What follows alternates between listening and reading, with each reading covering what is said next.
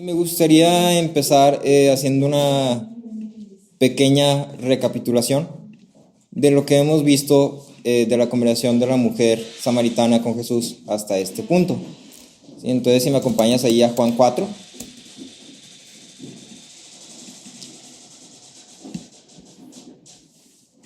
Y si me quieren ayudar a leer desde el versículo 7 hasta el versículo 19. Si quieren nos vamos así como en circulito. Empiezo yo con el versículo 7 y sigo acá con Honoré. Ajá. Dice. 7, espero. 4 del 7 al 19. Sí, no. Ok, dice, versículo 7. Una mujer de Samaria vino a sacar agua, y Jesús le dijo, dame de beber. Pues sus discípulos habían ido a la ciudad a comprar de comer. La mujer samaritana le dijo, ¿cómo tú, siendo judío, me pides a mí de beber, que soy una mujer samaritana? Porque judíos y samaritanos no se tratan entre sí. Jesús le respondió, si tú conocieras el don de Dios, quién es el que te dice, dame de beber, tú le habrías pedido a él, y él te hubiera dado agua viva. Ella le dijo, Señor, no tienes con qué sacarla y el pozo es hondo. ¿De dónde pues tienes esa agua viva? ¿Acaso eres tú mayor que nuestro padre Jacob, que nos dio este pozo, del cual bebieron él, sus hijos y sus ganados? Respondió Jesús y le dijo, todo el que beba de esta agua volverá a tener sed. Pero el que beba del agua que yo le daré no tendrá sed jamás, sino que el agua que yo le daré se convertirá en él en una fuente de agua que brota para vida eterna. Señor, le dijo la mujer, dame esa agua para que no tenga sed ni venga hasta aquí a sacarla. Jesús le dijo, ve, llama a tu marido y ven acá. Le dijo la mujer, me parece que tú eres profeta. Es el 17. Perdón. Respondió la mujer y dijo, no tengo marido. Jesús le dijo, bien has dicho. Y dijo, bien has dicho, no tengo marido, perdón. Dice, porque 5 maridos has tenido y el que ahora tienes no es tu marido. Esto has dicho con verdad. La mujer le dijo, Señor, me parece que tú eres profeta. ¿Sí? Entonces, una recapitulación rápida. Hasta ahorita hemos visto que la mujer, en la lección pasada vimos que la mujer estaba totalmente cegada. Su visión, su cosmovisión, su perspectiva, su idea de las cosas estaba totalmente colocada en lo terrenal. Y esto lo puedes ver por su respuesta. Cuando Jesús le ofrece el agua viva, su respuesta es, ¿cómo la vas a sacar? ¿Sí? Pero si nos vamos un poquito más atrás, vemos un indicio de lo que vamos a ver ahorita, que es esta parte, en el versículo 9 que dice, ¿cómo es que tú, siendo judío, me pides a beber a mí, que soy samaritano? Había una brecha entre samaritanos y judíos, y la mujer era consciente de esto. ¿Sí? Para este punto, esta brecha era algo que estaba ahí en la conversación, aunque no se hubiera hecho mención tal cual.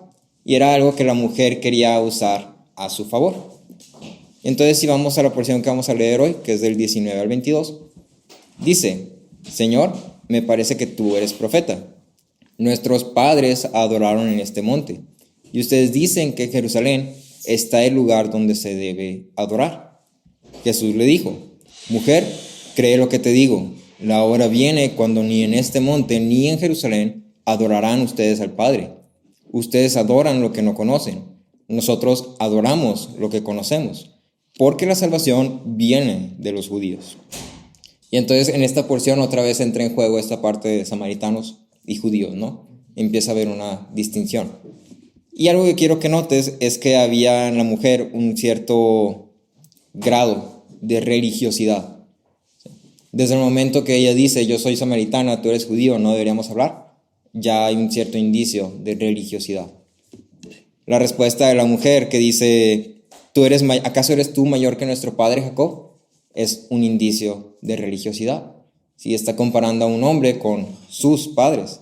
¿Sí? Los padres de los samaritanos se decía que era Jacob. ¿Sí? Entonces hay un indicio de religiosidad, hay una idea de lo que ella profesaba, de la fe que ella profesaba. Entonces, esta mujer sigue fungiendo como un reflejo de la naturaleza del hombre y ahora está demostrando el aspecto de religiosidad y la falta de entendimiento que tenemos todos por el Evangelio, ¿sí? Que teníamos o tenemos aún. Y también demuestra la falta de un conocimiento personal de Dios. Para este punto, la mujer samaritana no había comprendido quién era Jesús, la persona que estaba enfrente de ella. Pudiera decirse que había ciertos indicios de un efecto, o sea, ya estaba cobrando cierto efecto las palabras de Jesús, pero no había una conversión evidente. ¿Sí? En este punto no puedes tú definir, es que ya le dijo, eres un profeta, ya, ahí ya creyó. ¿Sí? No puedes decir eso. ¿Sí? La mujer, habiendo demostrado ya que sus pensamientos eran terrenales totalmente y eran incapaces de salir de esta caja de lo terrenal, si estaban encapsulados nada más en esto de la idea terrenal, una vez que es confrontada con su pecado, como lo vimos en la lección pasada, responde como cualquiera de los hombres respondería si es acusado de algún pecado que ha cometido. Entonces la mujer, la respuesta es evadir, ¿sí? Desviar la conversación. Vamos a hablar de otra cosa. Cambiemos de tema. Vamos a hablar de algo más bonito. Arthur Pink decía, cuando la conciencia de un pecador es perturbada, instintivamente busca despistarla. Se esfuerza por apartar el punto agudo del eje acusador, ocupando su mente en otras cosas. ¿Sí? Veíamos en la lección pasada esta parte de que a nadie le gusta ser confrontado con su pecado, porque es vergonzoso, porque es humillante, porque es algo que directamente ofende tu ego. Pero, oh sorpresa, sorpresa, es una función del Evangelio, o es la naturaleza del Evangelio, ofender la naturaleza del hombre. Si el Evangelio no ofende la naturaleza del hombre, el Evangelio no está cobrando efecto. Entonces, si el Evangelio nunca te ha ofendido, y no quiere decir que te diga cosas, por decirlo de una forma, ¿sí? Quiere decir que el Evangelio literalmente va a atacar eso que tú crees o que tú defiendes como bueno en tu naturaleza de hombre. ¿Sí?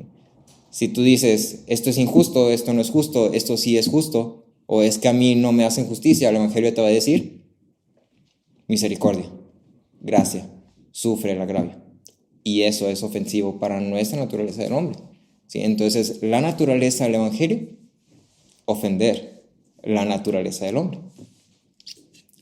Entonces, todo hombre, naturalmente, cuando somos acusados, tratamos de evadir esa acusación o esa ofensa. Más enfáticamente, si somos culpables. ¿Sí? La mujer en este caso era culpable, entonces más insistentemente quiso desviar la conversación a algo distinto por completo. Jesús quería llevar a la mujer a ver su estado de pecado, quería traer a la mujer a una conciencia de pecado. Y el propósito de esto era no nada más acusarla, no era ofenderla, no era nada más humillarla o avergonzarla, sino que era presentarle el Evangelio. Veíamos en la lección pasada que es crucial, sí, es indispensable que el hombre reconozca su estado pecaminoso para que el Evangelio pueda tener un efecto. Spurgeon decía que no puedes llenar un vacío donde no hay una sensación de vacío. Entonces, la conciencia de pecado es lo que te va a traer esa sensación de vacío. Te va a enseñar, mira, aquí hay un hueco que tienes que llenar. ¿Sí? Y la única pieza con la que lo puedes llenar es con el Evangelio. La mujer reconocía que Jesús tenía algo especial, algo diferente. No sabía exactamente quién era Jesús, no lo reconoció como Jesús. No sabía su naturaleza, no reconocía su poder, ni reconocía su gloria. Tuvo una cierta sospecha de que este hombre enfrente de ella no era un hombre cualquiera. Y esta sospecha se ve reflejada en las palabras, me parece que eres un profeta. ¿Sí? En la versión King James, creo, usa una palabra que tiene más como esta idea de percepción. Así como que, en base a lo que me dices, y en base a cómo supiste esto que yo estoy viviendo, y en base a tus palabras tan extrañas, yo concluyo que probablemente eres un profeta. ¿Sí? Entonces vamos a hablar un poquito de esto.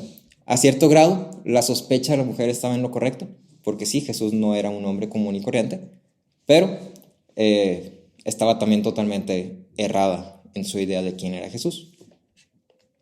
Algunos intérpretes sugieren que esta confesión de que Jesús era un profeta estaba ligada a una idea que tenían los samaritanos. Los samaritanos tenían la expectativa de un tipo de figura, como un tipo de profeta similar a Moisés, que ellos reconocían como el Taeb, ¿sí? Tajeb. Y esta figura de un profeta o este tipo de profeta iba a ser una persona que iba a ser capaz de responder todas las dudas de la ley de los samaritanos. ¿Sí? Los samaritanos solamente tenían el Pentateuco como Antiguo Testamento, todo lo demás lo desechaban. Y entonces ellos decían, ok, tenemos la ley, el Taeb, o sea, el profeta esperado, nos va a responder todas las dudas sobre la ley. La mujer, conectando su cultura, su tradición, su religión, con esto que estaba pasando enfrente de ella, dijo, el Taeb. A lo mejor es, ¿sí? A ver, déjalo cuestiono, deja pico a ver qué sale. Entonces, la mujer tenía una sospecha errada de quién era Jesús. Y si recuerdas un poquito más atrás en la conversación con Nicodemo, Nicodemo hizo exactamente lo mismo, solamente que con una sospecha distinta. Mientras que la mujer dijo, a lo mejor es el Taeb, Nicodemo dijo, tú eres un maestro enviado por Dios. Ambas personas, ambos hombres, reconocieron algo en Jesús, pero no lo reconocieron por completo. Reconocieron algo diferente, algo especial, pero no lo reconocieron por completo. Y no tomes esto como un, ay, no, si se la vayan. Si yo hubiera estado ahí, no, yo de volada. Y dije, yo ya vi las fotos tuyas. ¿Sí? No, si hubiéramos estado ahí, probablemente hubiéramos estado peor. Si hubiéramos dicho, este es un loquito del centro. ¿Sí? Vive abajo de un puente seguramente. Eso hubiéramos dicho probablemente. Estas respuestas, tanto de Nicodemo como de la mujer, están reflejando la naturaleza humana. Cuando somos presentados con algo que no entendemos, nuestra respuesta no es entenderlo, porque no podemos entenderlo. Entonces, la historia que ya vimos una vez con Nicodemo ahora se repite, pero ahora la mujer lo está conectando directamente con su tradición y su cultura. Nicodemo lo estaba conectando simplemente con hay algo especial en este hombre. Y es fácil conectar esto con la religiosidad. Muchas personas, muchos de nosotros, tenemos una concepción errada de Cristo, tenemos una idea errada de quién es Jesús, de quién es Cristo. Lo llegamos a ver como un hombre especial, como decía Nicodemo, o como un profeta mayor que otros profetas, como lo decía la mujer samaritana, como sospechaba. Pero no lo vemos como Cristo, no lo vemos como Jesús, el Hijo de Dios. No lo vemos como lo presenta Juan. Este es el Cordero que quita el pecado del mundo. Y entonces la pregunta que se levanta para nosotros a través de esto es, ¿cuál es tu concepción de Cristo? ¿Quién es Cristo para ti? Es un tema que hemos hablado ya en ocasiones. Muchas veces creemos que Cristo es una guía moral, es decir, es un hombre que se portó muy bien y pues dejó así como un estándar de cómo debemos portarnos. Muchas veces vemos a Cristo glorificando demasiado su deidad y descartando su humanidad. Es decir, Jesús es un Dios y entonces vino a hacer lo que nosotros no podemos, pero pues es Dios, o sea, no batalló, ¿sí? No sufrió porque pues es Dios. O muchas veces nos vamos al otro extremo, descartamos mucho su deidad y enfocamos mucho en su humanidad. Jesús es mi amigo, él y yo somos besties. ¿Sí? Y entonces la pregunta que te hago hoy es, ¿cuál es tu concepción de Cristo? ¿Sí? ¿Quién es Jesús? ¿Cómo lo ves tú? ¿Es simplemente una guía moral? ¿Es una figura moral que hay que seguir? ¿Es simplemente una persona más en tu lista de contactos? ¿Es Dios totalmente y no conoce, no empatiza contigo, no sabe lo que has sufrido, no tiene relación contigo en absoluto? Tú y él están en dos mundos diferentes que nunca se van a poder entender. ¿Quién es Jesús para ti? En el objetivo de la mujer de desviar esta conversación, su respuesta tiene dos partes. La primera es, me parece que tú eres un profeta. Una concepción errada, pero también es una forma en la que la mujer está queriendo como introducir un nuevo tema, ¿no? Entonces no es así como que tajante su cambio de tema, sino que así como que, híjole, me están acusando de mi pecado, no quiero que me acusen de esto.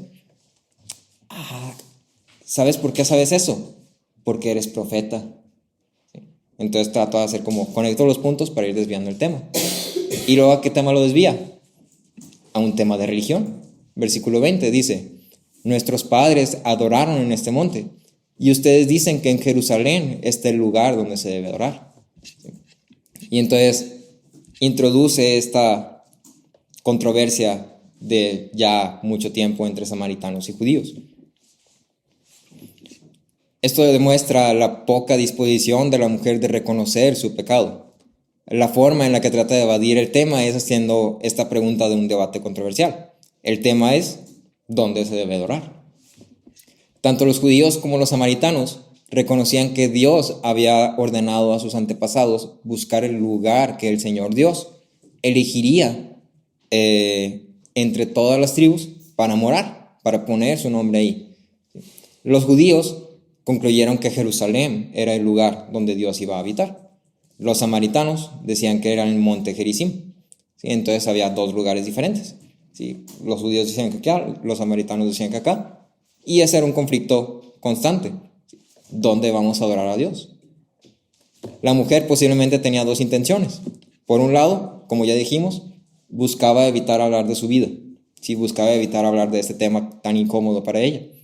Pero por otro lado, posiblemente sí tenía una verdadera curiosidad, ¿sí?, sobre quién era este hombre que estaba enfrente de ella. Y entonces, como ella sospechaba que era el Taeb, ella dijo, déjale pregunto de esto. Si es el Taeb, me va a responder, porque el Taeb puede responder a estas cosas. ¿Qué respondió Jesús? En el versículo 21 muestra que Jesús no mordió el anzuelo. Si la mujer tiene una trampa ahí de un debate doctrinal, y Jesús no muerde el anzuelo.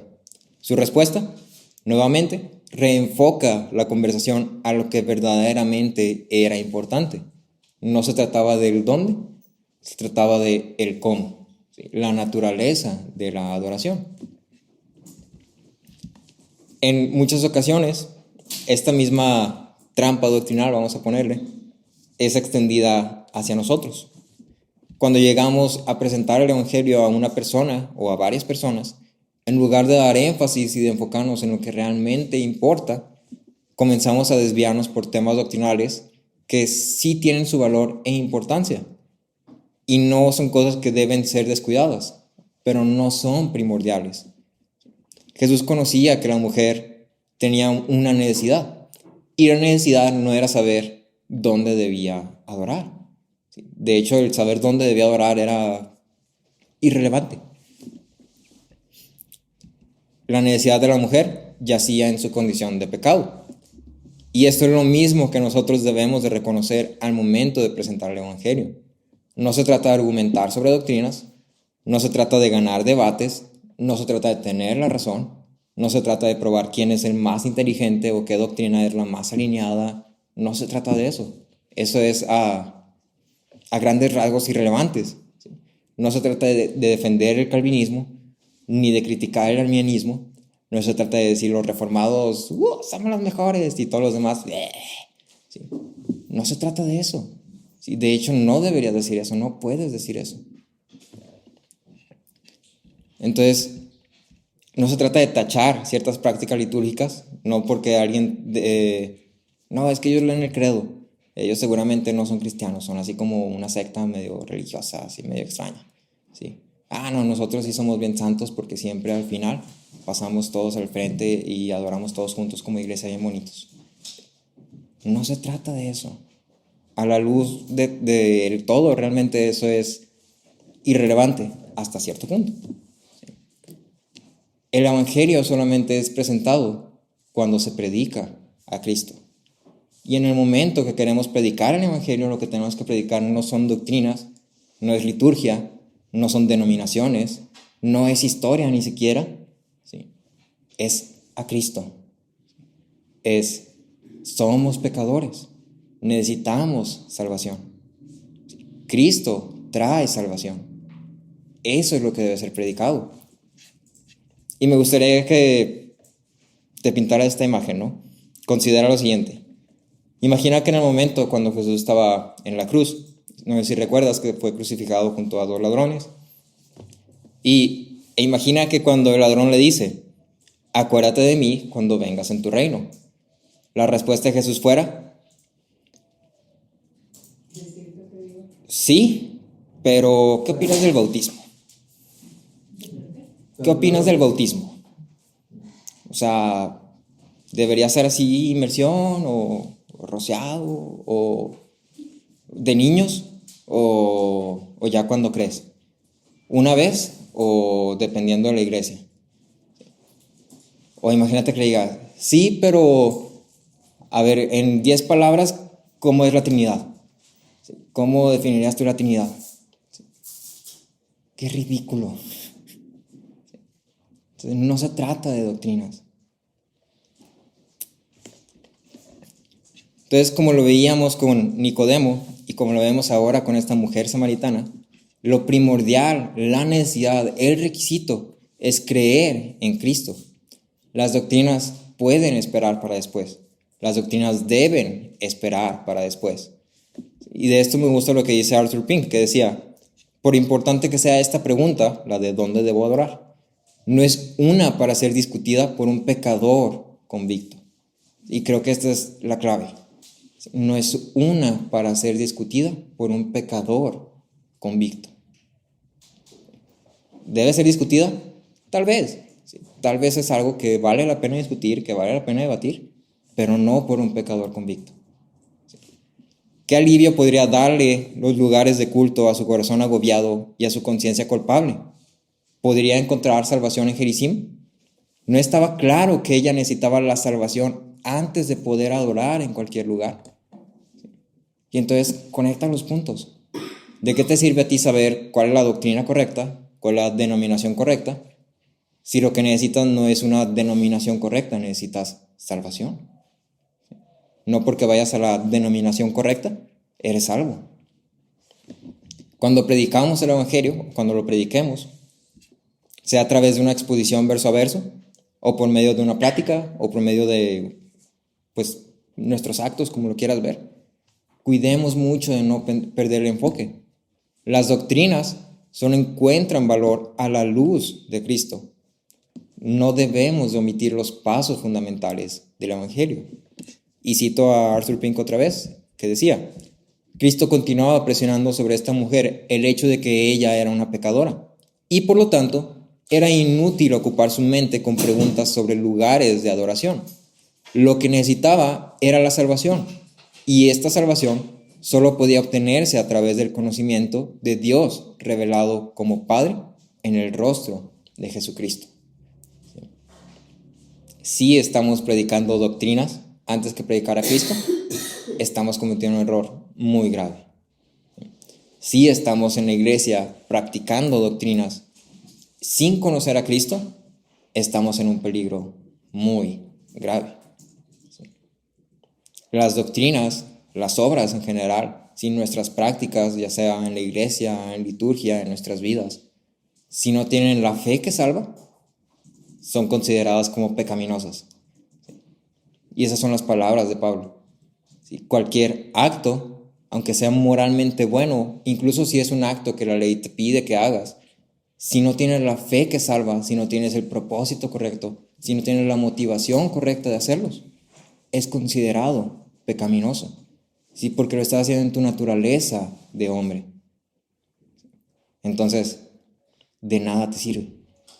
De nada te sirve asistir a una iglesia, de nada te sirve tener conocimiento doctrinal súper avanzado, de nada te sirve saber de teología, de nada te sirve ser la persona más apegada a la ley como Nicodemo. De nada te sirve si no tienes la fe que salva. Entonces la mujer astutamente cambió el tema de su pecado a un tema de debate denominacional. A esto Jesús responde, el dónde no es relevante. La respuesta de Jesús cambia la pregunta de la mujer que está dirigida a el monte correcto, que vamos a pensarlo así, la denominación correcta. ¿Cuál es la denominación correcta? ¿Judíos o samaritanos? ¿Bautistas o anglicanos? ¿Presbiterianos o protestantes? Y Jesús cambia su enfoque y dice, no se trata de la denominación correcta, se trata de la adoración correcta.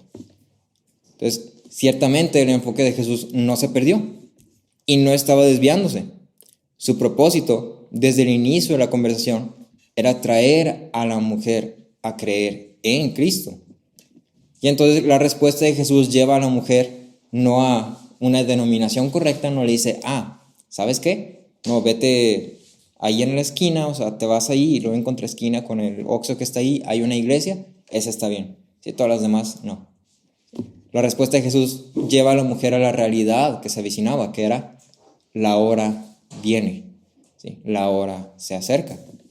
Esta mención de la hora que viene, la hora se acerca, es un tema juanino que encapsula siempre que se utiliza el momento decisivo en la historia de la crucifixión y resurrección que transformó y sigue transformando al día de hoy a la realidad humana.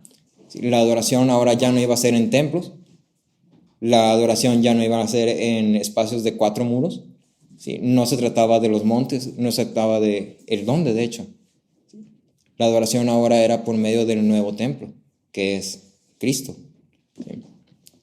Entonces, esta nueva naturaleza iba más allá del dónde. Jesús sabía que el dónde ya no iba a ser importante, ya no iba a ser relevante.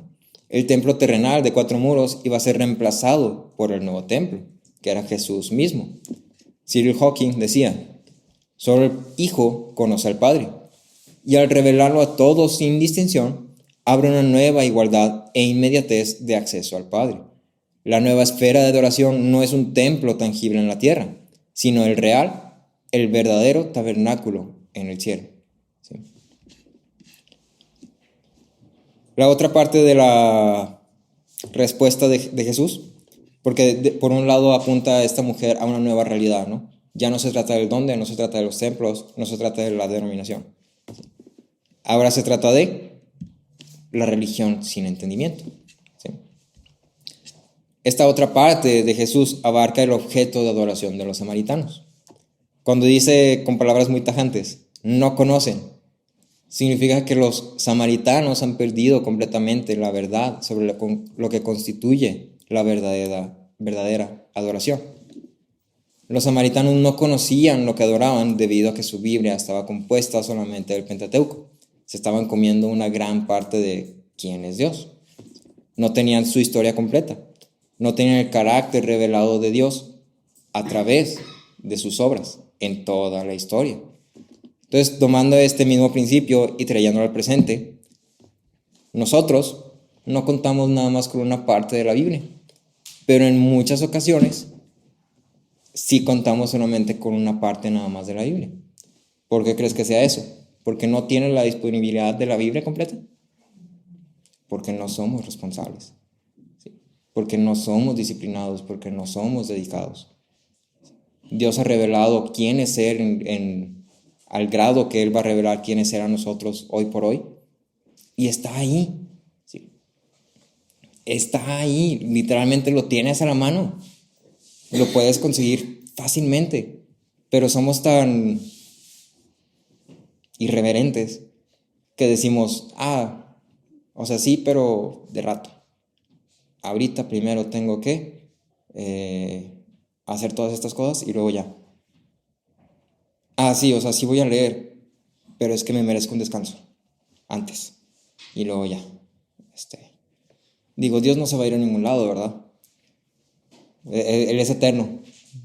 Puede esperarme poquito a ver si antes de que lo conozca bien.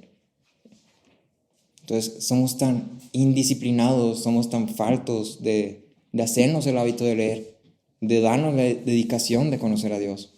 Nuestras prioridades están completamente patas arriba.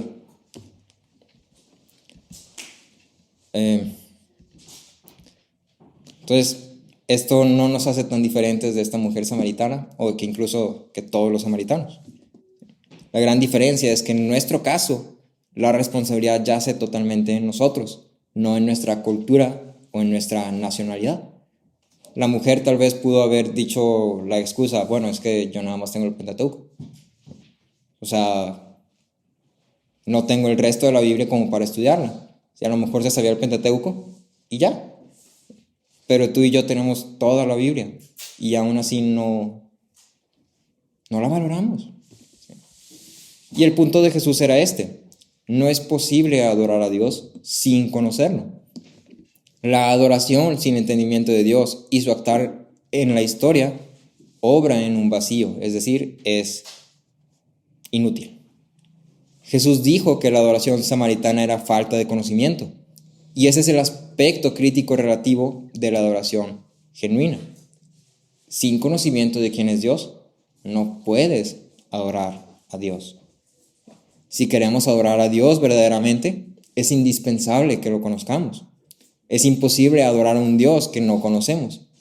Y si no conocemos quién es Dios, o si tenemos una idea errada de quién es Dios, ¿qué estamos adorando? Dios en su palabra revela quién es Él y revela cómo debe ser adorado. No solo revela, da indicaciones de cómo debe ser adorado. Y si no conocemos el quién ni el cómo, ¿a quién estamos adorando y cómo lo estamos adorando? Solamente hay un Dios, y ese Dios se revela a sí mismo de tal forma que podamos conocerlo. Cambiar una de las características de Dios, por tan mínima que te imagines que sea, cambia totalmente quién es Dios. ¿Sí? Entonces, ¿conocemos lo que adoramos? ¿O a qué Dios estamos adorando? Y ponlo así. Imagina que yo te describo a Honoré, ¿no?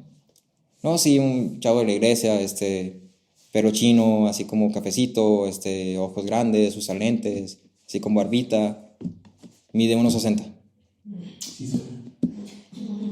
¿Es Honoré? No es. No es. O si me describe a mí mismo como ojos azules, güero, 1.80, adinerado. Ya estoy cambiando quién soy, ¿sí? Y no estoy cambiando muchas cosas, no es como que estoy cambiando mi personalidad, ¿sí? Y cuando a Dios le cambiamos una característica así tan pequeña, hace poco hablábamos de quién era Jesús, y hablábamos de que había mucha gente que tiene esta idea errada de que Dios es como un ancianito cascarrabias, ¿sí? Se imaginan a Dios en su sillita con un bastón esperando a que alguien peque para decir, chamacos malcriados. Y tenemos una idea errada de quién es Dios. O tal vez pensamos que Dios es cruel o indiferente hacia nosotros. Y el simple hecho de cambiar esta parte de quién es Dios está cambiando al Dios que adoramos completamente. Entonces, no es una invitación, es una llamada de atención y es una llamada de alerta. ¿Conoces al Dios que dices que estás adorando? ¿Puedes decir que estás adorando al Dios verdadero? Y si no estás muy seguro, empieza a trabajar desde ya. ¿Sí? No vamos a conocer toda la Biblia, tampoco quiero que te equivoques. No, mi intención no es que te pongas ahorita ya a estudiar porque si no luego Dios se va a enojar y ya no vas a ser salvo. No. Mi intención aquí es nada más, debemos de ser disciplinados en conocer quién es Dios. ¿Sí?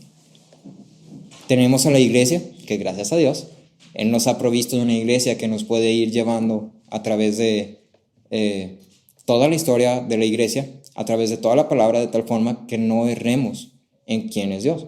¿Sí? Por eso citamos tantas personas de hace mucho tiempo, ¿sí? Con la intención de que estas personas ya dejaron una cierta guía, ¿sí? O sea, es por aquí.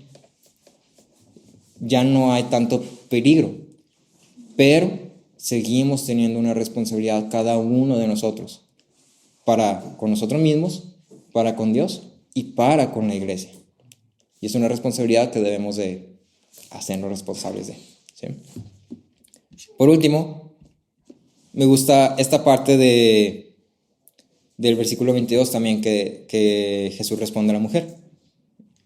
De cierta forma, su respuesta lleva implícita también una afirmación muy tajante, una declaración muy tajante. Jesús dice, ustedes los samaritanos adoran lo que no conocen. Nosotros, los judíos, adoramos lo que conocemos. ¿Qué estaba diciendo Jesús ahí? Ustedes están mal, nosotros estamos bien. Y es una declaración muy tajante, que muchas veces tú y yo no tenemos las agallas de hacer. Y me gusta mucho porque estaba leyendo, y no sé si alguien conoce a John Piper. John Piper es un hombre, es un viejito, sí, pero algo en lo personal que me gusta mucho de John Piper es que siempre es un hombre muy centrado. ¿Sí? Nunca es extremista, nunca se va a los extremos, siempre busca como el punto medio que es fiel a la palabra. Y entonces, John Piper, este hombre que te digo que siempre así como, imagínatelo súper manso, súper... No se trata de denominaciones, no se trata de si tu iglesia está bien. Las prácticas litúrgicas no son tan relevantes siempre y cuando estén adorando al mismo Dios, predicando el mismo evangelio. Y lo que dice es, cuando todos nuestros esfuerzos para ser suaves y sensibles y respetuosos de la religión de otra persona se hacen, el tiempo llega cuando tienes que decir, la adoración bíblica es la verdadera adoración, la tuya es falsa. Y entonces, viniendo de un hombre tan manso, son palabras muy fuertes. ¿Sí? Pero finalmente es algo que tú y yo también tenemos que estar dispuestos a hacer. Incluso si eso implica que la relación con esa persona se quiebra. No podemos poner una relación por encima del evangelio.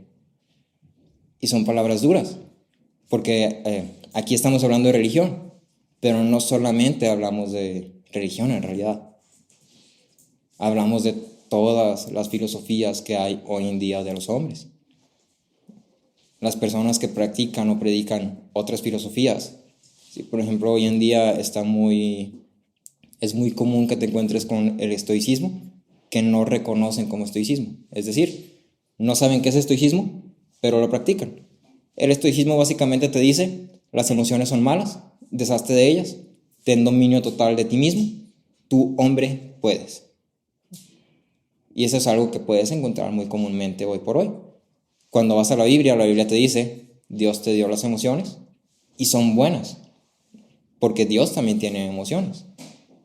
Las emociones no son malas, y sí debes de dominarlas, pero son parte de ti, debes de sentirlas.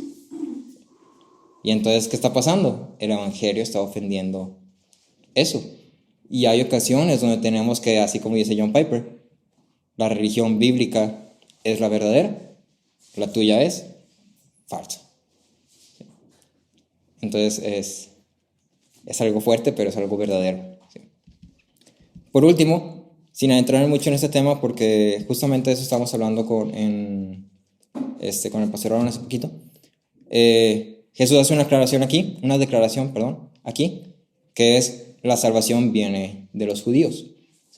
Creo que ya muy fácilmente con lo poco que hemos estudiado, pero así como superficial, podemos conectar los puntos fácilmente de decir, la salvación viene de los judíos, y esto se refiere a dos cosas.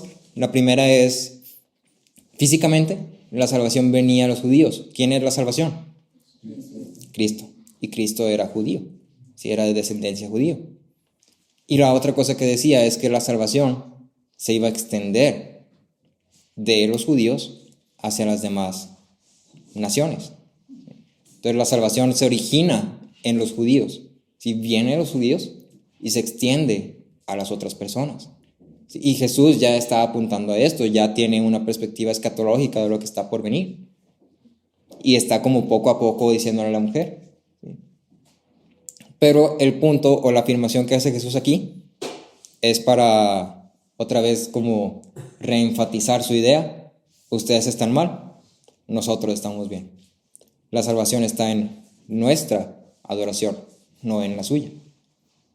Y conecta esto ahora con Jesús está invitando a esta mujer a creer para también tener esta salvación.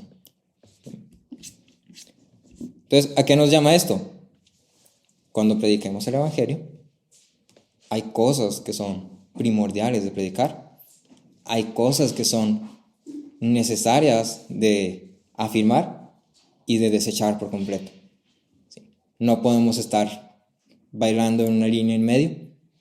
En muchas ocasiones, más de las que nos gustaría, es necesario decir: estás mal, estás equivocado, estás cerrado, aunque sea palabras duras. Y, repito, no se trata de doctrina, se trata de presentar el Evangelio, se trata de presentar a Cristo.